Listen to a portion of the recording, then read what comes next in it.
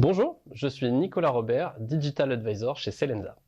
Moi, c'est Nathalie Fouet, je suis data engineer et data scientist et je travaille également sur les problématiques juridiques à travers mon rôle de technical officer data legal chez Selensa. Aujourd'hui, nous vous proposons une vidéo autour de la thématique de l'IA responsable. En effet, chez Selensa, de plus en plus de nos projets sont basés sur des briques d'intelligence artificielle. Ces solutions basées sur l'intelligence artificielle introduisent deux défis. Le premier, c'est de devoir gérer deux cycles de vie distincts. Nous avons d'une part le cycle de vie de la donnée, puisque la création d'un modèle basé sur du machine learning utilise des données en entrée et en entraînement, et également le cycle de vie du modèle, puisque une fois qu'on a travaillé sur un modèle, on va devoir surveiller que, certes, il est performant au moment de son déploiement, mais qu'il va continuer à bien vivre et proprement. Un second défi est introduit avec la pression normative qui est de plus en plus présente sur ces sujets. Oui, effectivement. Donc, ces dernières années, la pression normative s'est accentuée.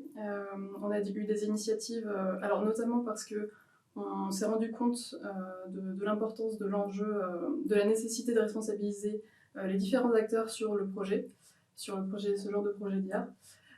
Également d'évaluer l'impact social, économique et aussi écologique ou écologique. Et également pour les entreprises, c'est très important d'avoir la confiance des utilisateurs parce que les utilisateurs utilisent des services. Et donc on a eu plusieurs initiatives, des initiatives privées, donc des entreprises en partenariat avec des universités, des organismes privés, des organismes de normalisation. Et les organismes publics et les États sont aussi appropriés le sujet. On a eu par exemple la création d'un partenariat mondial sur l'intelligence artificielle. On a eu le CDE qui a publié ses principes sur l'IA en 2019. On a eu également l'UNESCO qui a publié l'année dernière ses recommandations pour une IA éthique. Et même au niveau européen, ça s'est aussi accéléré, surtout depuis 2018. Et l'année dernière, la Commission européenne a publié un projet de règlement pour une IA digne de confiance, en proposant notamment une échelle de risque pour catégoriser les différents systèmes d'IA en fonction de leur impact potentiellement négatif sur la société, et en fonction de ça, pouvoir établir un niveau de normes plus ou moins contraignant. Très bien, mais ça, c'est un ensemble de normes. Concrètement, comment ça se met en place? Quels sont les grands principes qu'on retrouve dans ces normes et pour nous au quotidien en termes d'équipes qui travaillent sur des projets de machine learning? Ouais, alors justement, oui, on a des principes qui émergent progressivement par ces différentes initiatives, et si on essaie de les croiser, on peut en retrouver à peu près 7, donc sans essayer de les hiérarchiser.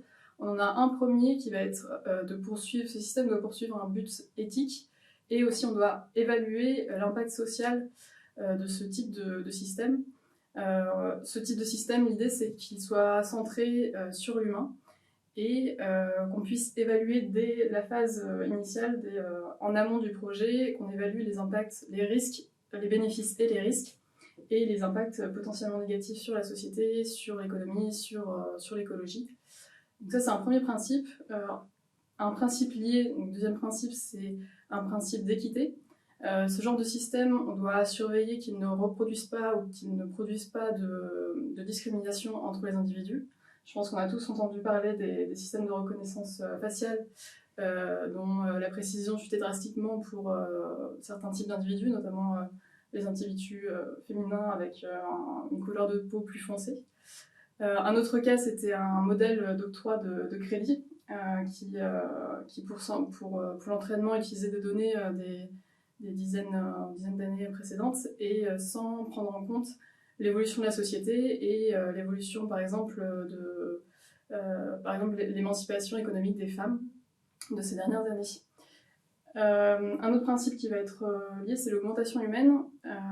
Donc l'idée, c'est d'avoir toujours un contrôle humain, surtout par exemple par les experts du domaine. Si on a en médecine un système automatique de détection de tumeurs malignes, le médecin doit rester maître de la décision finale. Et il doit avoir les outils aussi, c'est un autre principe, il doit comprendre le modèle et les résultats. Donc ça, c'est le principe qu'on appelle de transparence et d'explicabilité. On a parlé de confiance aussi tout à l'heure. La confiance, ça passe aussi par la confidentialité. Pour entraîner ces modèles, on a besoin de données, et l'idée, c'est qu'on développe des outils et des processus qui permettent de protéger, de gouverner correctement ces données en fonction du type de données. Est-ce que c'est des données sensibles? Est-ce que c'est des données privées? Si c'est des données privées, on tombe par exemple sous les exigences du RGPD, du Règlement général sur la protection des données au niveau européen. Ce genre de choses qui dit aussi confidentialité et gouvernance des données dit sécurité. On a donc la sécurité des données, on a aussi la sécurité et la fiabilité du modèle.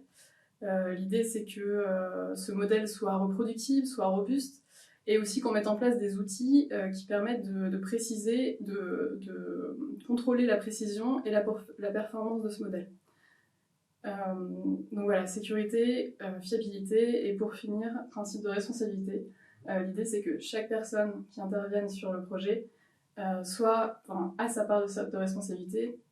Donc le data scientist quand il choisit son modèle, le décideur, le product owner le métier pour la conception globale du modèle, voilà, le data engineer sur la qualité des données, etc. Donc ça, c'est les grands principes, mais c'est toujours le problème avec les principes et la théorie, il faut passer de la théorie à la pratique. Et justement, là-dessus, comment on fait concrètement pour appliquer ces principes? Comme tu le disais, déjà il y a une part de formation, puisqu'on entend que chaque personne est impliquée dans ce sujet-là, et on a beau mettre des outillages, il y a un moment, il faut que les gens soient sensibilisés à ce sujet.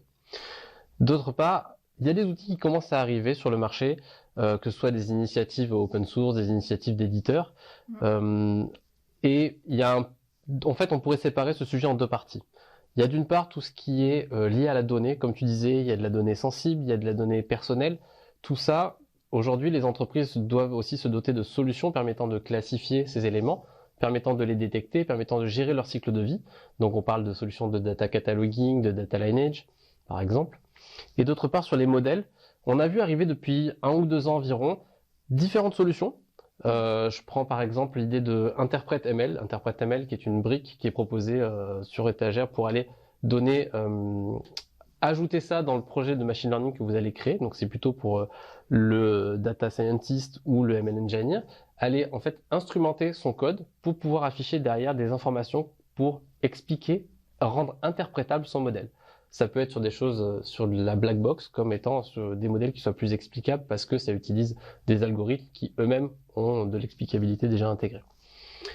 Il y a d'autres outils sur l'équité, pour aller un peu analyser les données. On a par exemple Fairlearn, qui est une solution qui permet de faire un peu apparaître ces éléments d'équité dans le dataset qui est utilisé au niveau du projet.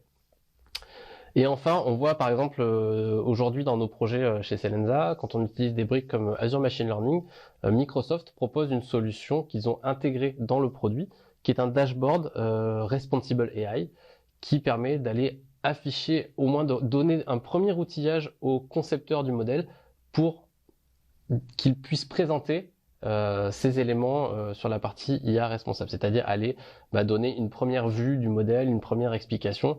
Et la sensibilisation passe aussi par la mise à disposition des outils par les éditeurs. Une dernière chose, on voit aussi pas mal arriver sur des notions de cartes de modèle. Des cartes de modèle, c'est tout simplement une carte d'identité, voilà, avec expliquer comment a été créé le modèle, sur la base de quel genre de dataset, voire éventuellement donner l'identité du dataset utilisé. Quelle est un peu la répartition de ce dataset, quel est le type éventuellement d'algorithme utilisé, comment le modèle va vivre. C'est tout ce genre d'informations qui sont intéressantes à utiliser quand on est consommateur du modèle, et de se dire qu'on n'utilise pas quelque chose qui est juste une boîte noire qui n'a pas de sens, mais dont on ne sait pas quel est le cycle de vie, quelle est l'origine, et de pouvoir plus se dire ok, j'utilise un modèle qui est un peu plus cadré et un peu plus carré. L'idée, c'est de continuer à vous partager dans les prochains mois l'expertise de Selensa sur ce sujet, l'IA responsable. Donc on va parler de data governance, de qualité de données, de MLOps. On va essayer de vous donner de la visibilité alors déjà sur la réglementation actuelle et sur la prochaine. Et voilà, aussi vous donner un retour d'expérience notre retour d'expérience sur ces outils dont on vient de vous parler. Que ce soit donc la théorie comme la pratique. Voilà. Donc merci de nous d'avoir regardé cette vidéo. N'hésitez pas à nous mettre des commentaires, on vous répondra à des demandes. Et voilà, à très vite.